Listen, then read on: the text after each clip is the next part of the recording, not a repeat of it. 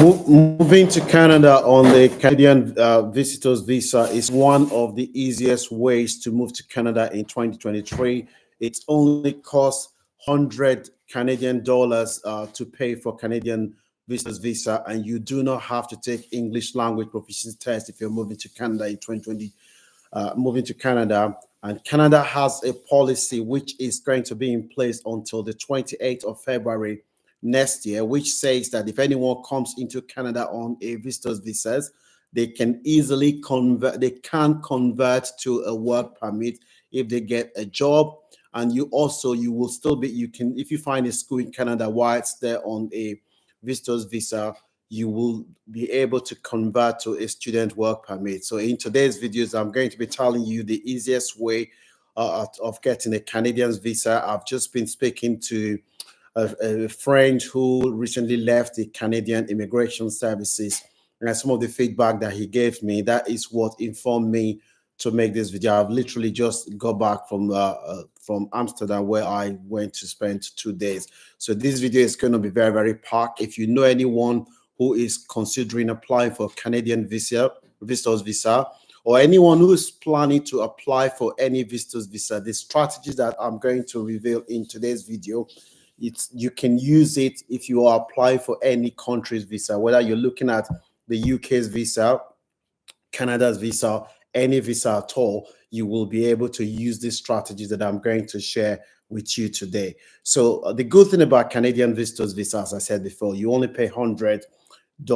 There's no English language proficiency test, and if you come to Canada on a Canadian visitors visa, you get a job, you will be able to convert to a work permit. And if you come into Canada as a visitor, you'll be able to move to convert to the Canadian student permit as well. So there are a lot of opportunities and advantages of going to Canada on the visitors visa. This is why it still remains one of the easiest ways to move to Canada. So the first thing you need to know is that if you have anyone in Canada or anywhere in the Western world who is planning to invite you, and they are undecided, they are worried whether they will be affected if you come into Canada and you decide not to return back to your home country, whether they will be affected, just let the person know that they are not legally responsible for your actions whilst you are in Canada. So if they invite you and you decide not to go back to your home country, they will not be held legally responsible. I'll take all your questions later. So I'm going to go straight to the main subject of today. So they will be able to, they are not legally responsible for your actions if you choose to not to go back. So the main thing that they need to be aware of if you are planning to apply for a Canadian visitor's visa, the first thing is when it comes to the invitation is very, very straightforward. So the main thing that you need to be aware of when you're writing the invitation is the person that is inviting you needs to have their occupation, their full names, if they have Canadian residence permit, they need to include their residence permit as well. If they don't have resident permit, they can include their, if they have citizenship, they can if I have citizenship, includes citizenship details.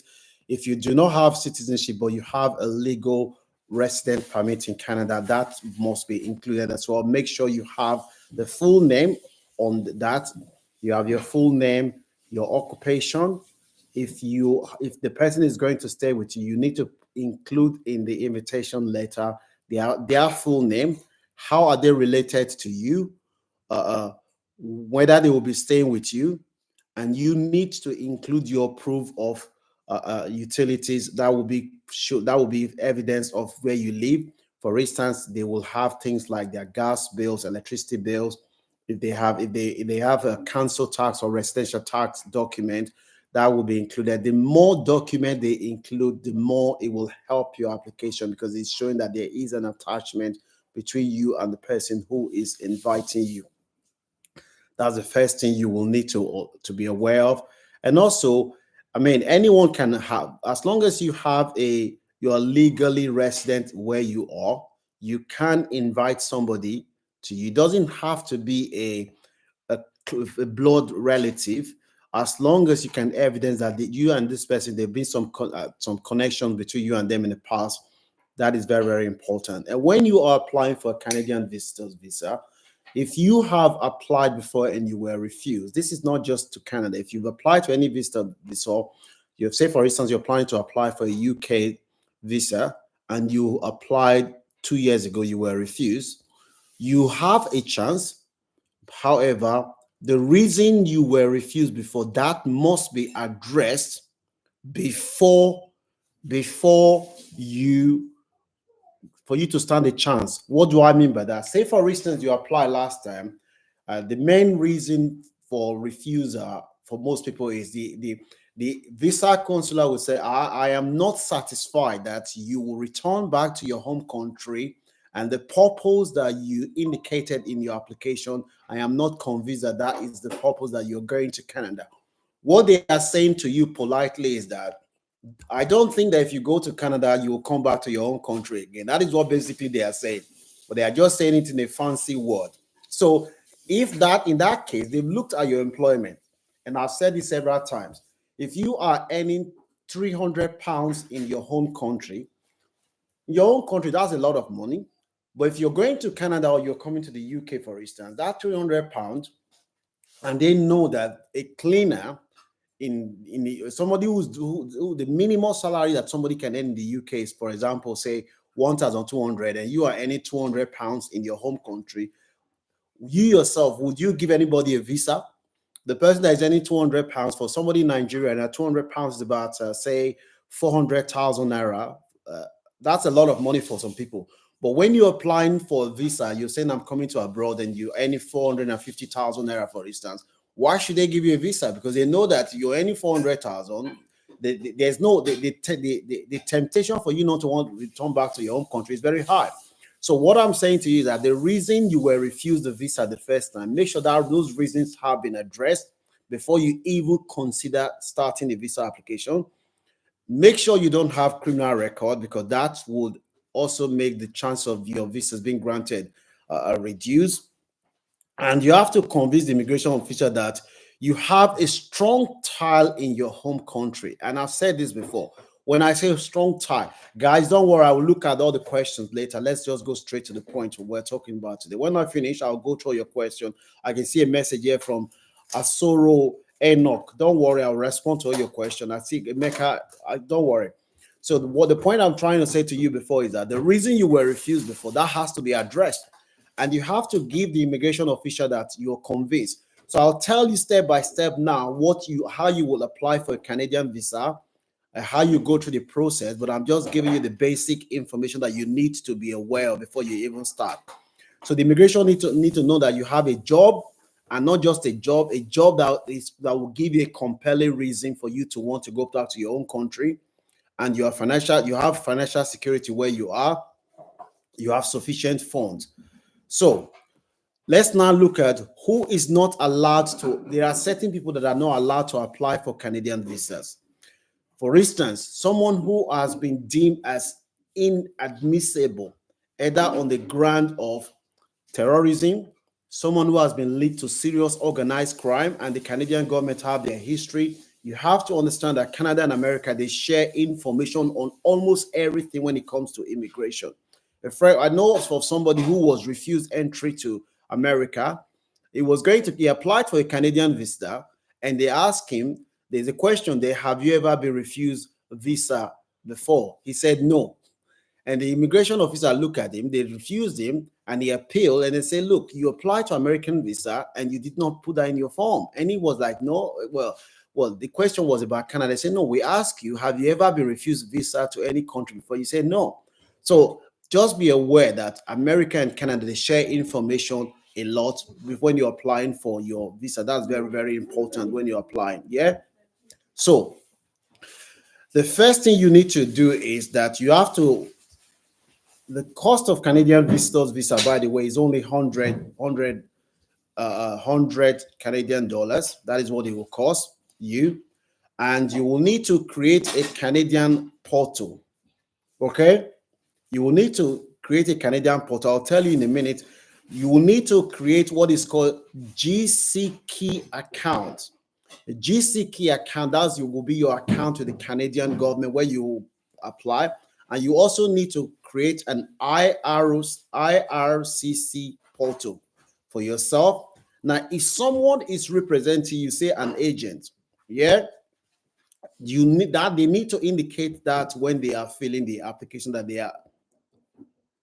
they're indicating it. Can you pass me with my phone, please? My phone. If there is some charging, please. They also need to indicate that they are sponsor. Say for instance, you go your agent who is acting on your behalf. The agent also need to indicate that they are acting on your behalf as well. That's very, very important. So you will need to set up a GC key account, and you also need to have an IRC portal. That's the Canadian Immigration Service portal. You also need that as well. So to log into the procedure, select the relevant choice. So let me tell you something. If you've already applied and your visa is taking long, you can still withdraw that application and reapply again. Okay, so that just be mindful of that. Okay, but before you start the process again, you have to withdraw the application that you already have. So want to begin the process, select the relevant choice from the before you start your application page. When you select one of the three alternatives, you will be asked the following question. Do you already have an application in process? Choose yes or no, depending on your situation. If you have one, just say yes. If you haven't got one, say no. Then the next thing you need to do is that in a process, you can apply again, like I said before.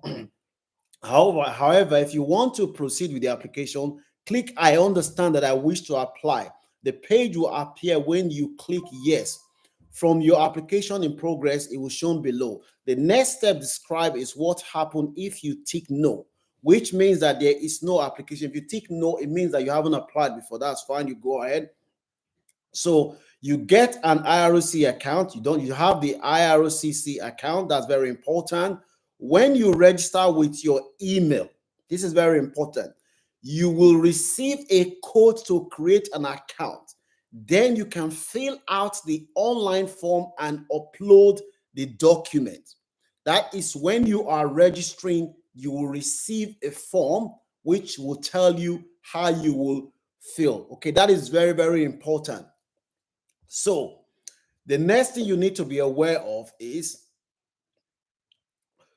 you may be asked some of the questions that will generate the list required. However, you can utilize this site to answer the question, why are you visiting Canada? Then based on your response, you will receive a lot of supporting paper required for a visitor's application. Guys, give me a minute. As I said, I just flew back to the UK now, so my laptop is not charged. So let me quickly plug it in. I'll only be a minute, yeah?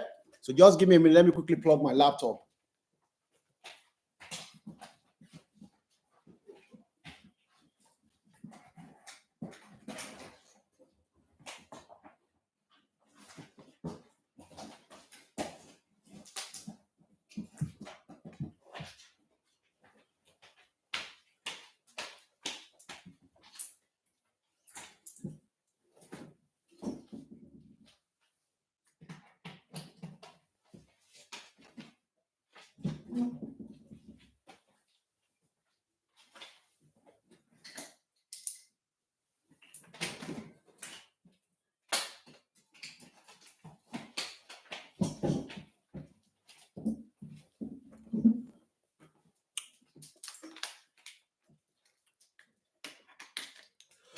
Okay, so we'll plug this on charge. Yeah, I'm back now. So as I was saying before, you will once you set up an account, you'll receive a code that will tell you to tell you to verify your account. Once you have received that code, that means that you now have an account with them. However, after you have uploaded all your documents, you'll be required to pay $100 for your application. You can pay this by using either credit or prepaid card from a Visa, MasterCard, American Express. You can also use Union Pay to pay. Biometric collection, schedule an appointment for your biometric collection. That's very important because you will need to take a biometric. The application process, wait for your application to be processed by the immigration officer. Typically take between, it used to take longer, but recently they've cut down the time that it takes. So I think that within 3 months, which is 12 weeks, you should have heard from them, okay? Check your application status. You can check the application status. You can use the application tracker to monitor the progress of your visa. Now, the reason why I said, for me, Canadian visitors visa is the easiest ways, one of the easiest ways for you to move to Canada, because if you enter Canada before up till the 28th of February next year, if you come into Canada as a visitor, you find a job, you can easily convert from a visitor to a work permit. And after 3 years of living and working in Canada, you apply for permanent resident. And if you find somebody within that time, you can still marry them in Canada as well if you're there on a visitor's visa. The visitor's visa is valid for up to 6 months. It can be extended in Canada. So if you come in on a visitor's visa can give you a pathway to permanent resident if you meet the condition by finding a job. A visitor's visa you can use it to study in Canada if you find a school in Canada and make sure the school is designated learning center, which will give you post-work permit. Because a lot of people have asked me this question about work permit, a student, whether they'll be able to go into Canada as a student, then convert to a convert. You can't do that. So that's very, very important. So once the decision is been made, your application, you will be notified of the outcome. If it's approved, you will receive your Canadian visitor's visa as well. You can to check the status. This is a quick online check that lets you know where your application stands without waiting for a letter. You can use the tracker to check it as well. Okay, so you go online, log in, check your status, find out. You will see if your visa is approved, pending, or needs more information. You can use that to check it as well. If your visitor's visa application is approved, you will receive an official document to be placed in your passport. However, just know that having a visa itself doesn't guarantee that you will be allowed in to Canada. You can have a visa, not just Canada. You can have a valid visa to the UK, Canada, Australia. You may still be refused if the visa consular that meets you on that day is not convinced that the purpose that you've indicated that you're coming into the country, that's the reason you're actually coming. So just be mindful. If you want me to do a video where I will tell you the likely questions that you will be asked, whether you're going to Canada or you're going to the UK, America, the likely questions, the questions are similar. If you want me to do a video on those questions, leave it the comment in the comment section. I will do a video on that. So prepare for your arrival. As you prepare for your journey to Canada, the thing you need to understand is that whatever information you fill in your application, that is what you will be most of the questions you'll be asked. If you fill in your application, I am going to visit my uncle or my auntie or my friend, and you arrived at the point of entry, you said, they ask you, what is the purpose of coming to Canada? They say, I'm here to play football. You are going back to your country. What is your purpose of coming to Canada? I'm here to attend a conference. I'm here in Canada to attend a wedding. Or whatever information you fill in the application, don't forget that is what you will be asked. And you have to be consistent. Any inconsistencies in your response raises suspicion. Be consistent. So, the document required, depending on your circumstances, you may need additional document upon arrival. This includes authorization for a minor. So if you're taking a child with you, you will need to have, with that child, they may ask you for proof that you have the legal right to travel with that child. Say, for instance, if the child is not yours, it's not your child, you will have to have what you're going to say when you are asked, why are you traveling with that child? That's very, very important. Okay. So be prepared to answer the question about the purpose of your visit, your intended length of stay, your intended length to stay. If you're saying, I am working, if you wrote in the application that I'm working in a bank in your country, and upon arrival, you said, I'm going to stay for 6 months. And your application, when you apply, say you're going for 2 weeks vacation, you've already created problem for yourself. That inconsistency is going to lead to more question. Be mindful of that. Okay. The length of stay is up to 6 months. It can be extended. However, if you're saying, I'm staying for 6 months, you say you're a manager in your company and you don't have any document supporting letter from your company saying that you are on long-term leave, that raises suspicion. Just be mindful of that. Any false or incomplete result may result in denial. Okay, that's very, very important. So I'll take all your questions shortly. There's no fixed processing time. It just depends on the situation. Okay, so I'm going to tell you now the likely reasons why you will be refused your visa. Number one, incomplete filling of your form. It's as simple as that. Incomplete filling of your form. Make sure you fill the form correctly. That's very, very important, because if you do not fill the form correctly, that may result in you being refused entry. That's very important. The second thing I want you to take down is the second, number two on the list here is insufficient supporting document. It's very, very important that you have enough supporting document. If you're saying somebody is inviting you, have an invitation letter from the person.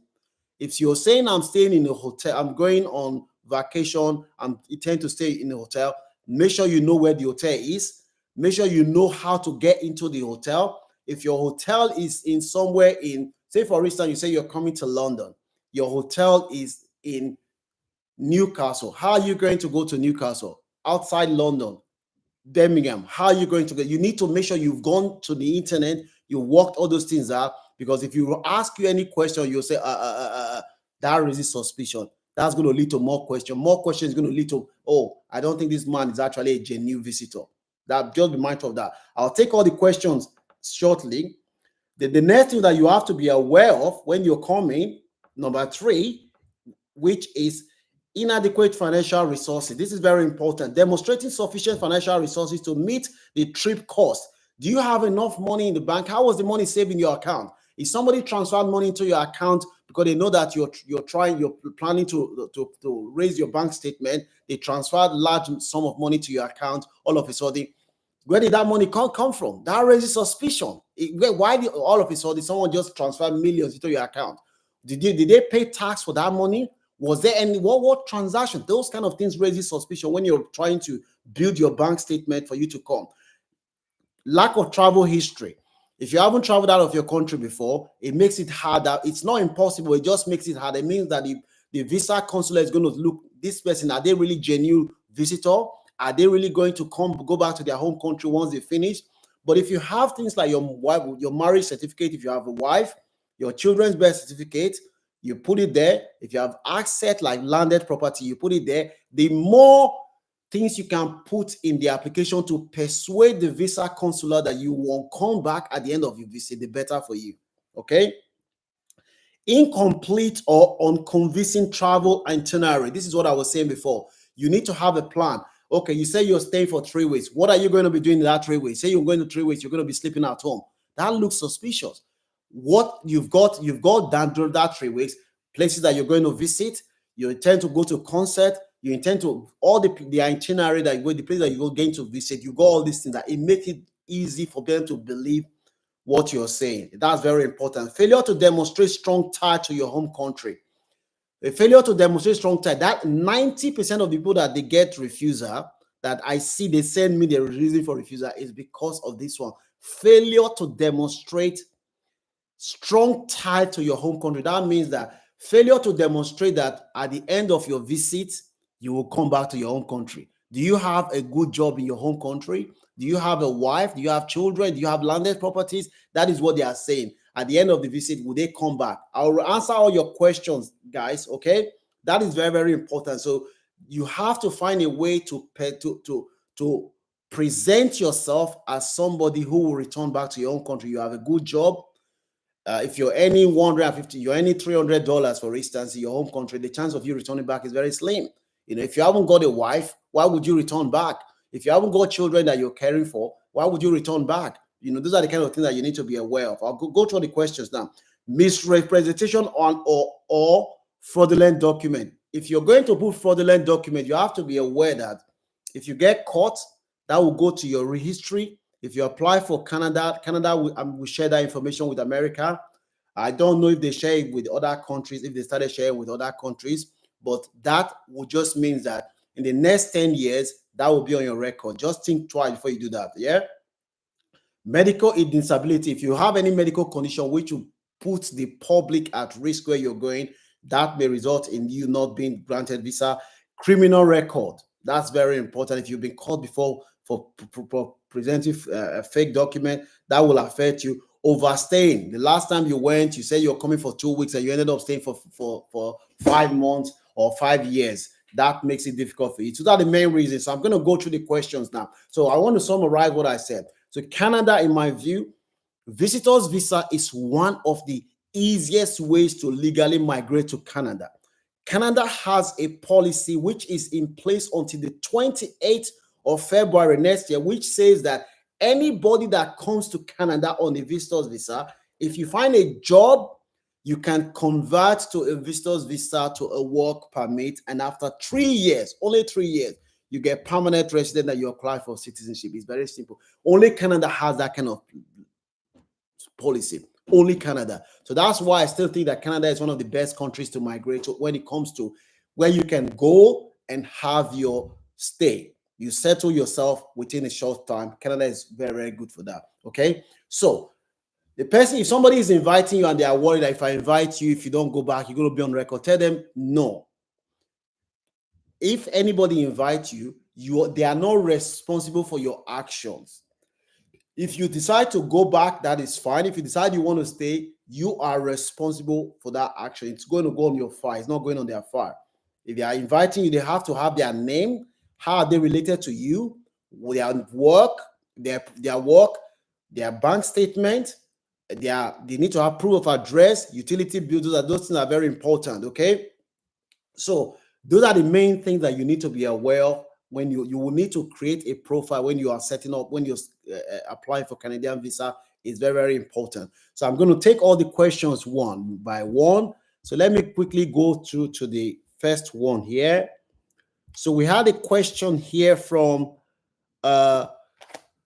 Akindele. Good day, sir. After taking biometric, how many days, weeks, or months will someone wait to get approval? Akindele, I would say 3 months. It may take longer, but I know during COVID it was taking longer. But I'll say give it 3 months. Yeah, it might not take up to 3 months. There's no fixed time. The Canadian immigration, they don't have any fixed time. Say, oh, we must give you within 6 months. You must know. No, but within 3 months you should hear from them. So the other question, please, sir, if I earn $20 in Ghana and in Canada, they will pay me $1,000. How do I convince the visa official to get my visa approved?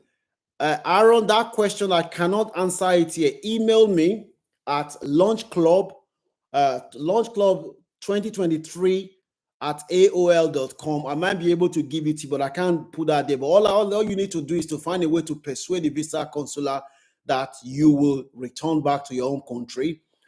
If you earn $300 in Ghana, which in Nigeria, that's a lot of money. The minimum wage in Nigeria, the last time I checked, was about in dollars, in pounds, it's less than 20 pounds. So that's the minimum wage in Nigeria. Okay, less about 25 pounds. So if you are applying for a UK visa and you are earning 250 pounds, which by Nigerian standard, that's about more than $500,000 naira. That's a lot of money for some people. But If you're applying for a job, you're applying for a visitor visa to come to the UK, for instance, nobody's going to give you a visa. If you're earning 500,000 naira in Nigeria, which is a lot of money for you, that's not going to make them give you a visa because your salary is less than 250 pounds. That's what some people go out one weekend to spend. Some people, I'm not saying me, some people spend that money in a weekend on drink.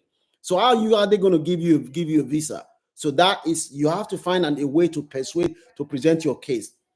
So also people, do I need to have a work or a professional before I can get into Canada or the UK as a visitor?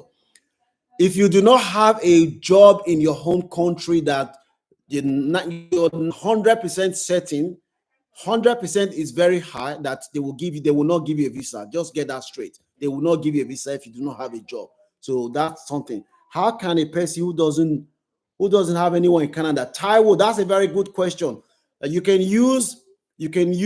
book a hotel, make a hotel reservation. That's what a lot of people do. You don't need to have somebody in abroad. As long as you can show evidence of where you're going to stay, it could be a hotel that you stay. I just came back from Amsterdam. I didn't stay with any of my friends. I stayed in a hotel. So that is what you need to do.